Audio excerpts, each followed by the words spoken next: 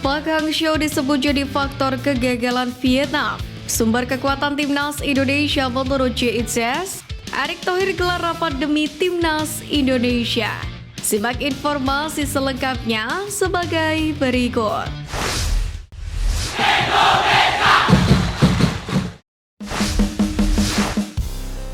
Timnas Indonesia bersinar, Park Hang-seo jadi bulan-bulanan.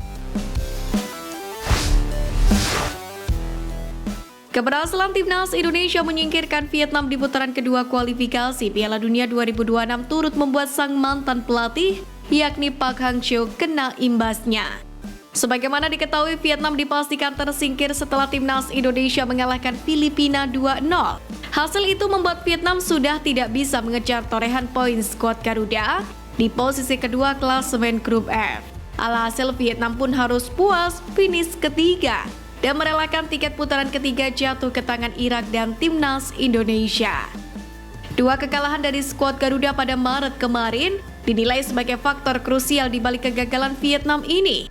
Terlepas dari hal itu, media Vietnam Soha.vn menilai bahwasanya tim nasionalnya masih memiliki sejumlah kekurangan, termasuk para pemain generasi emas di era Park Hang-seo yang mulai menunjukkan tanda-tanda penurunan. Di sisi lain, para pemain muda tidak menunjukkan tanda-tanda mampu menggantikan seniornya.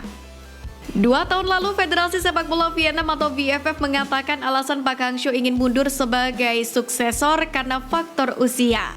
Meski alasan tersebut cukup masuk akal, Soha menilai usia mungkin bukan alasan utama Park Hang-seo. Media tersebut memperkirakan bahwa salah satu alasan pelatih berusia 66 tahun ini mundur adalah karena masa depan Vietnam. Park Hang-seo mungkin menyadari Vietnam akan mengalami kesulitan di masa depan. Hal ini tidak lain karena ia terpaksa menggunakan pemain-pemain yang sama selama bertahun-tahun. Selama periode kepelatihannya, Park Hang-seo selalu mengutamakan pemain favoritnya dan menempatkan prestasi di atas segalanya. Menurut Soha, kesalahan terbesar Park Hang-seo adalah ia lalai dalam menciptakan peluang bagi generasi muda. Hal tersebut tentu berbeda dengan Sintayong yang berani memotong generasi hingga akhirnya menjadi pemain muda sebagai kekuatan baru timnas Indonesia.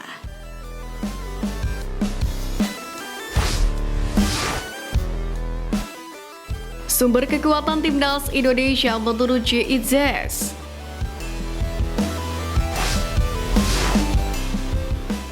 Pertama, kualitas beragam.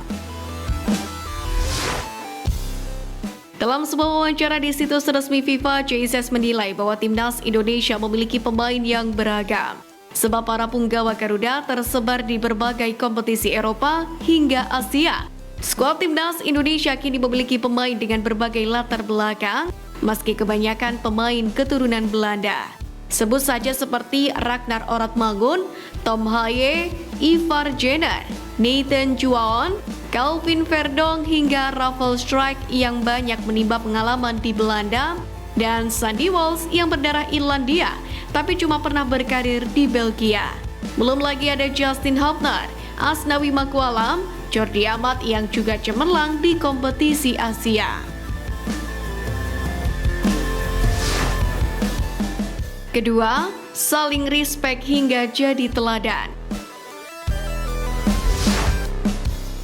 JITZES terlihat memiliki jiwa kepemimpinan meski masih berusia 24 tahun. Dia juga mengakui bahwa karakternya memang ingin mengatur rekan-rekannya untuk memastikan skema berjalan baik.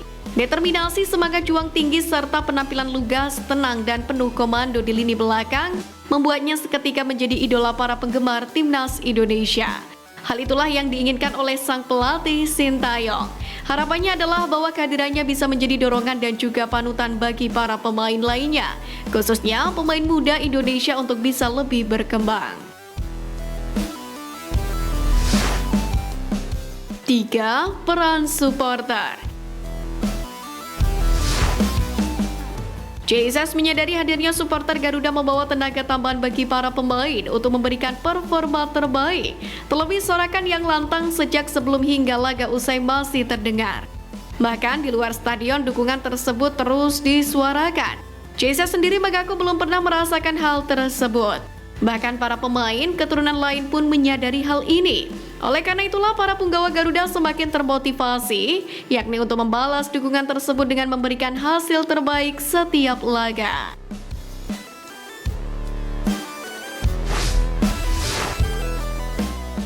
Tatap ronde ketiga, Erick Thohir gelar rapat demi Timnas.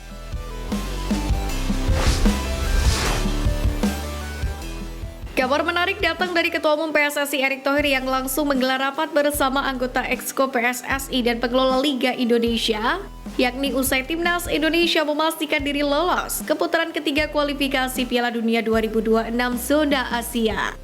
Dalam rapat tersebut, Erick Thohir ingin adanya penyesuaian antara jadwal Timnas Indonesia dan Liga. Semua bertujuan untuk menghindari adanya jadwal yang bertubrukan. Seperti yang diketahui, jadwal Timnas Indonesia nantinya bakal sangat padat. Tim asuhan Sintayong memiliki 10 laga di putaran ketiga nanti, di mana pertandingan tersebut dimulai pada bulan September 2024 hingga Juni 2025. Masalah jadwal ini sempat terjadi beberapa waktu yang lalu, tepatnya saat Timnas U23 Indonesia tampil di Piala Asia U23 2024. Kala itu tak sedikit klub yang menolak untuk melepaskan pemain karena Liga 1 masih berjalan.